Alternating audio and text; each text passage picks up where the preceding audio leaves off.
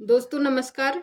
आज हम MCP card के बारे में बात करेंगे, जो कि हमने पुरानी वीडियो में पहले के जो पृष्ठ क्रमांक है उसमें बताया कि एमसीपी कार्ड को किस प्रकार से क्या के जांचों के अनुसार कैसे भरी जाती है। अब हम एमसीपी कार्ड के पृष्ठ क्रमांक 9 में क्या क्या डिटेल्स भरी जाएगी, जबकि एएनसी महिला का प्रसव हो चुका है उसके बाद की डिटेल्स को कैसे भरते हैं, क्या क्या भरते हैं। जो नर्सें डिलीवरी करवाती हैं, जिस भी संस्था में डिलीवरी उस एएनसी महिला की हुई है, उस डिटेल्स को कैसे भरते हैं ये हम जानेंगे।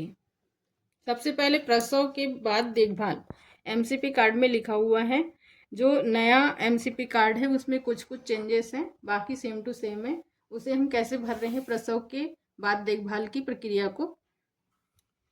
प्रसव की तिथि, यहाँ पे प्रसव की जो जिस तारीख को डिलीवरी हुई है वो दिनांक लिखते हैं, और जहाँ पे भी उसकी डिलीवरी हुई है, संस्था में हुई है या फिर रास्ते में हो गई, एम्बुलेंस में हुई या घर पर ही हो गई, होम डिलीवरी का भी यहाँ पे विवरण दिया जाता है। तो उसे यदि जहाँ पे भी हुई है, संस्था में हुई है तो यहाँ टिक मार्क करते हैं, रास्ते में हुई तो यहाँ पे, और घर पर यदि डिलीवरी हुई रहती है महिला की तो यहाँ पे टिक मार्क करते हैं। यदि महिला की डिलीवरी संस्था में हुई तो किस संस्था में हुई है उस संस्था का नाम यहाँ पे लिखा जाता है। अब डिलीवरी का प्रकार कैसे लिखते हैं कि प्रसव का प्रकार, मतलब सामान्य रूप से डिलीवरी हो गई बिना किसी कठिनाई के, असिस्टेड असिस्टेड डिलीवरी हुई।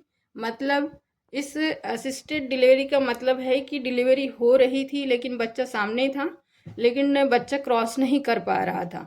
तो कुछ फॉरसेप के द्वारा, यदि डॉक्टर्स के द्वारा यह डिलीवरी करवाई जाती फॉरसेप के माध्यम से, तब उसे यह डिलीवरी में यहाँ टिक मार्क करते हैं।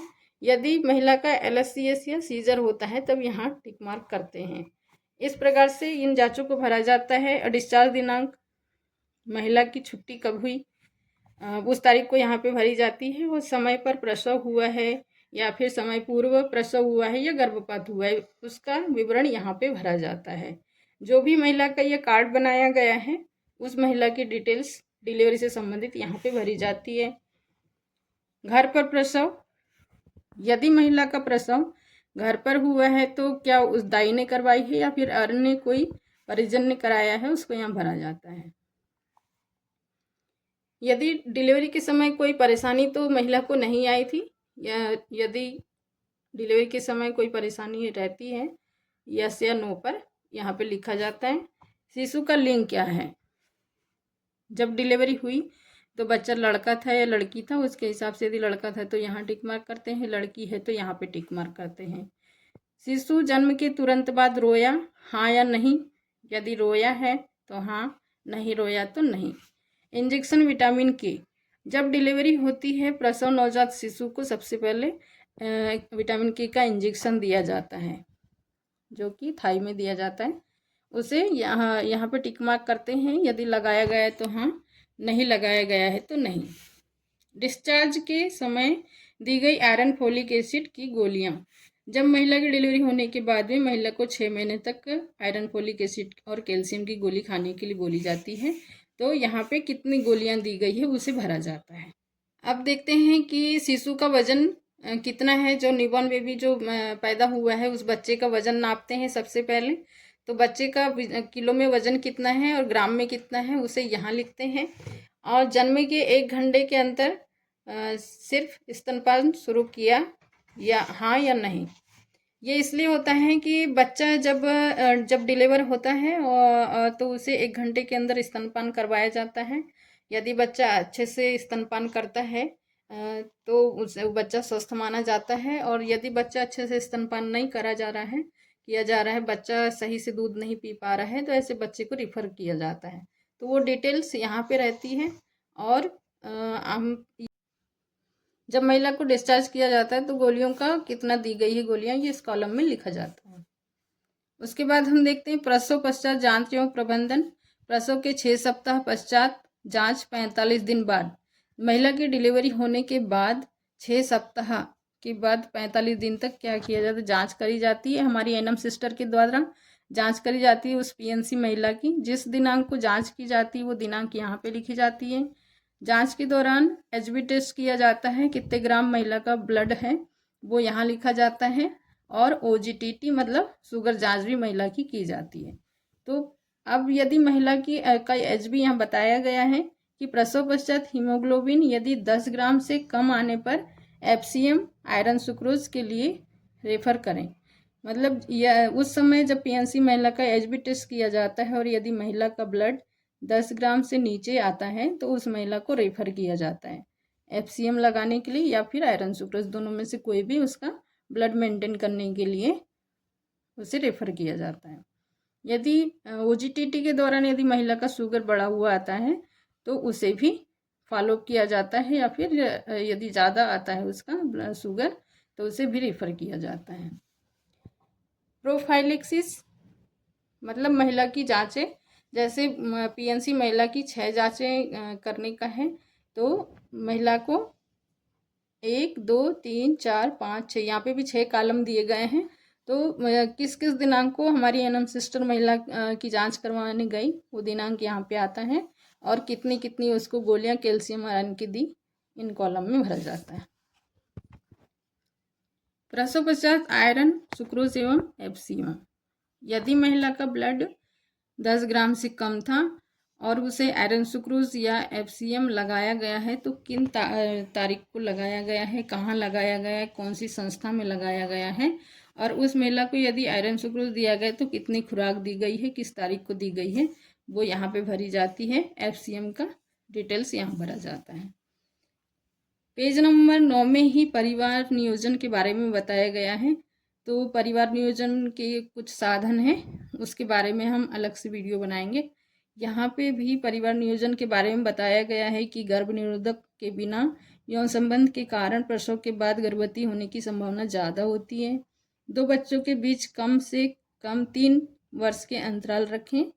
परिवार नियोजन के लिए निम्नलिखित विकल्पों में से कोई भी विकल्प चुन सकते हैं, जैसे ये है गर्भ निरोधक अंतरा है, आईयूसीडी है, छाया गोलियां हैं, गर्भ निरोधक गोली, अपनी पिल्स हैं ना, कंडोम है, ये इनमें से कोई भी आप साधन अपना सकते हैं। स्थायी साधन भी है एलटीटी या फिर एनएसवीटी, इसकी डिटेल्स दी गई है।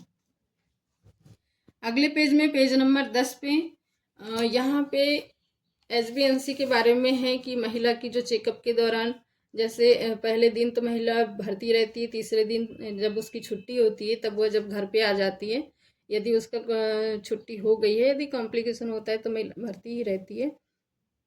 तो 3 दिन, 7 दिन और 6 सप्ताह उसके अकॉर्डिंग देखा जाता है। जब पीएनसी महिला का भ्रमण के लिए जाता है उसके घर में, यदि हमारी एनएम सिस्टर या आशा जाती हैं तो देखती है तो उन तारीखों को और क्या क्या समस्या यदि महिला को कुछ थी तो नहीं वो लिखा जाता है। जैसे नब्ज की गति कितनी थी उसकी, बीपी कितना था, तापमान कितना था, बुखार उखार तो नहीं थी उसको, यदि स्तनपान करा रही महिला उसके मुलायम थे कि नहीं, सख्त तो नहीं थे, कोई समस्या तो उसको दूध पिलाने में नहीं आ रही है, और या तो फिर उसको रक्तस्राव ज़्यादा तो नहीं हो रहा है, कोई बदबूदार गंध वाला स्राव तो नहीं हो रहा है, उसे यदि एपिजोड में दी गई थी तो संक्रमण तो किसी प्रकार का नहीं है, और परिवार नियोजन के बारे में समझाया जाता है। यदि इनमें से कोई भी समस्या रहती है इन दिनों में, जब जब वो चेकअप के लिए जाते हैं और उसके परीक्षण के लिए भ्रमण में जब उसके घर तक जाते हैं, इनमें से कोई भी समस्या रहती तो उसे रिफ़र किया जाता है। उसी प्रकार से बच्चे के लिए भी यहाँ डिटेल्स भरी जाती है, जांच करी जाती है। तो बच्चे का तापमान देखा जाता है, बच्चे की सांस तेजी से तो नहीं चल रही है, छाती का धंसना, पीलिया, नाभिनाल की स्थिति, मूत्र विसर्जन, मल विसर्जन, दस्त, उल्टी, दौरे पड़ना, गतिविधि अच्छी है कि नहीं, बच्चा सुस्त तो पड़ा हुआ नहीं है, स्तनपान अच्छे से कर रहा है कि नहीं, कोई परेशानी तो नहीं है, अच्छे से दूध पी पा रहा है कि नहीं। यदि इन सारी समस्याओं में से कोई भी लक्षण बच्चे में होते हैं तो उस बच्चे को भी रेफर किया जाता है। यहाँ पे साइन होती है एनएम सिस्टर की और आशा सहयोगिनी दीदी की। अगले पेज में नवजात शिशु की देखभाल, क्या क्या खतरे हो सकते हैं उसकी डिटेल्स है 11 नंबर के पेज में। खतरे में क्या क्या है? स्तनपान आहार लेने में असमर्थ बच्चा, अच्छे से यदि दूध नहीं पी पा रहा है, इस प्रकार से कार्ड में बनाया गया है ताकि वह महिला जो घर में है वो भी इस कार्ड को पढ़ के समझ सकती है कि उसे उसके बच्चे को क्या समस्या है। इन खतरों को वह समझ सकती है और अपनी आशा और अपनी एनम सिस्टर से करके बोल करके, ताकि यदि इन समस्या में से कोई भी समस्या उसके बच्चे को लग रही है तो उसे समय पे उपचार दिलवाया जा सके। बच्चे को झटके तो नहीं आ रहे हैं। झटके मतलब बच्चे का हाथ या फिर पैर या कोई भी अंग इस प्रकार से हिलता है, उससे वो समझ सकती है कि बच्चे को झटके आ रहे हैं। तेज सांस चलना, ये सब खतरे के लक्षण है। बच्चे यदि तेजी से सांस ले रहा है, छाती का धंसना, ये निमोनिया में होता है। छाती में इस प्रकार से यहाँ पे छाती में नीचे गड्ढा बनता है जब जब बच्चा सांस लेता है। बगल का तापमान जब लेते हैं तो 35.5 डिग्री सेल्सियस से 37.5 डिग्री सेल्सियस से यदि बच्चे का बगल का तापमान लिया जाता है और 35 डिग्री 5 सेल्सियस से कम होता है या फिर 37.5 डिग्री सेल्सियस से ज़्यादा होता है, तब भी क्या है, बच्चे का टेम्परेचर कम ज़्यादा होने पर, कम होने पर बच्चे को कुछ समस्याएं हो सकती है और ज़्यादा होने पर फीवर माना जाता है। तो ऐसे ये भी खतरे के लक्षण हैं। बच्चा सुस्त या बेहोश पड़ा रह रहा है, दूध नहीं पी रहा है अच्छे से, और कोई हलचल हाथ पैर ऐसे एक्टिविटी में कमी हो रही है, ये सब बच्चे में खतरे के लक्षण है। इस प्रकार से कार्ड में बनाया गया है। कृपया याद रखें, शिशु को गर्म रखें, जन्म के 1 घंटे के भीतर स्तनपान शुरू करें, शिशु को 6 माह तक केवल माँ का दूध ही पिलाएं, पहले 48 घंटे तक शिशु को स्नान न कराएं, नाल को सूखा रखें, शिशु को बीमार लोगों से दूर रखें। यदि वजन बच्चे का 2.5 किलो से कम है तो उसकी देखभाल अच्छे से करनी पड़ती है, उस पर ज़्यादा ध्यान देना पड़ता है ताकि महिला अच्छे से दूध पिलाए और उसकी देखभाल, उसको केयर अच्छे से करनी पड़ेगी। पेज नंबर 12 में HbA1c के बारे में जानकारी दी गई है और इसे HbA1c को किस प्रकार से हमारी आशा कार्यकर्ता और आंगनवाड़ी कार्यकर्ता किस प्रकार से भरती है, इसके बारे में डिटेल्स भरी जाती है। इस HbA1c को किस प्रकार से भरा जाता है इसकी वीडियो मैं अगले वीडियो में बनाऊंगी। अगली वीडियो जब भी मैं बनाऊंगी तो HbA1c की डिटेल्स कैसे भरते हैं वो मैं बताऊंगी। ये पेज नंबर 12। उसके बाद में पेज नंबर जो 13 है उसमें दस्त की रोकथाम कैसे आप कर सकते हैं, दस्त का इलाज आप कैसे कर सकते हैं वो बताया गया है। निमोनिया की पहचान आप और रोकथाम किस प्रकार से कर सकते हैं वो बताया है।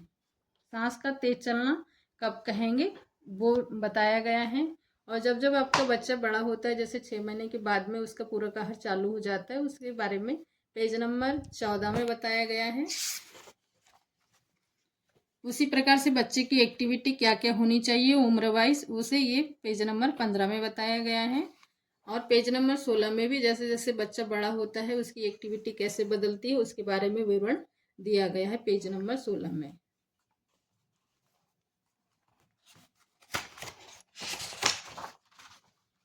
पेज नंबर 17 में भी बच्चे की एक्टिविटी, चलना, कब से वह खड़ा होता है, कब से वह चलना प्रारंभ करता है, कब से कुछ मम्मी पापा कैसे बोलता है, वो सारी डिटेल्स यहाँ पे आप दी गई है जो पेज नंबर 17 में, तो आप पढ़ करके समझ सकते हैं। पेज नंबर 18 में कुछ चीज़ें हैं जैसे कि 6 माह से लेकर के 59 माह के बच्चों में द्विसाप्ताहिक आयरन फोलिक एसिड सिरप अनुपूरण, मतलब जो आंगनवाड़ी कार्यकर्ता द्वारा भरा जाता है ये पेज, इसके बारे में भी मैं आने वाली वीडियो में बनाऊंगी कि वह इस पेज को किस प्रकार से भरा जाता है। ये पेज नंबर 18 में दिया गया है जो बच्चे को 6 मंथ के बाद में जब आयरन सिरप पिलाया जाता है उसकी डिटेल्स यहाँ भरी जाती है।